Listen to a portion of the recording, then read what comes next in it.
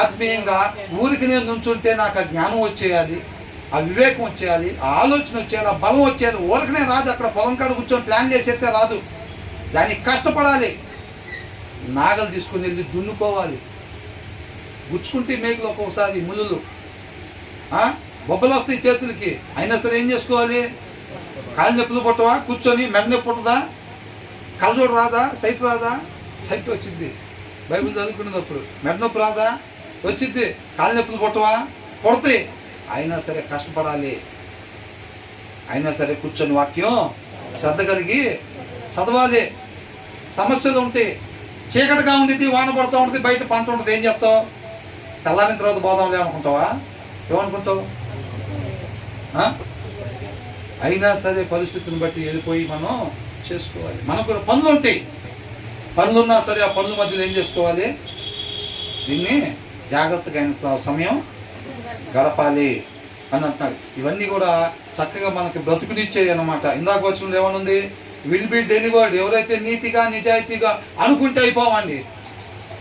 అనుకుంటే అయిపోయాం. నేను వాటి నుంచి నీతిగా నిజాయితీగా అయిపోవాలి అనగా తప్పని డ్రెస్ మారిపోయా. యూట్యూబ్లో ఒకటి తీసిరేయంగానే వాడికి అంతా డ్రెస్ వేసుకున్నట్టు అయిపోతూ ఉంటుంది.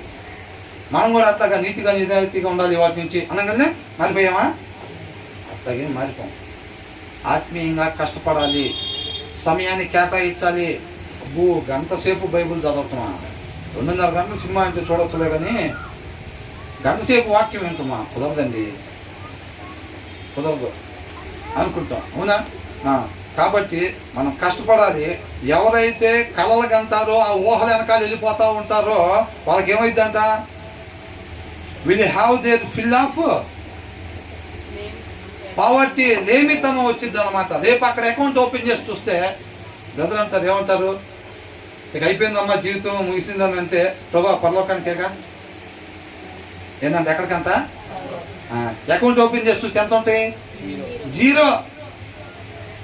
జీరో ఉంటాయి. ఏం ప్రభా బిల్డింగ్ బాగానే కట్టాక? ఎక్కడ కట్టావు? ఊహల్లో కట్టాడు సార్ బిల్డింగ్లు. కల్పనల్లో భ్రమంలో కట్టాడు. ఆ బిల్డింగ్లు పనిచేస్తాయి అక్కడ? ఆ బిల్డింగ్లు పనిచేయవు అక్కడ. అర్థమవుతుందండి? కాబట్టి ఆ బిల్డింగ్లు అక్కడ పనిచేయవు. ఈ సోమరులాగా కష్టపడకుండా, వాక్యం తీసి చదవకుండా, మోకాలు చేసి ప్రార్థన చేయకుండా, నేను చేస్తే స్వస్థతలు దొరకాలి, నేను ప్రార్థన చేస్తే అవతల వాళ్ళు వచ్చి, బ్రదర్ ఆ రోజు మొన్న మీరు ప్రేయర్ చేశారు, బాబుకు కొంచెం జ్వరం తగ్గింది అని వినాలి అని అనుకుంటా ఉంటారు. చూసారా? ఆ బలం ఆయన దగ్గర నుంచి ఆ సారం రాకుండా, ఆయన దగ్గర నుంచి ఆ సారం తెచ్చుకోవాలంటే ఆయనతో అడ్డు కట్టబడి ఉండాలా లేదా? ఇవాళ తాడేసి కట్టేసి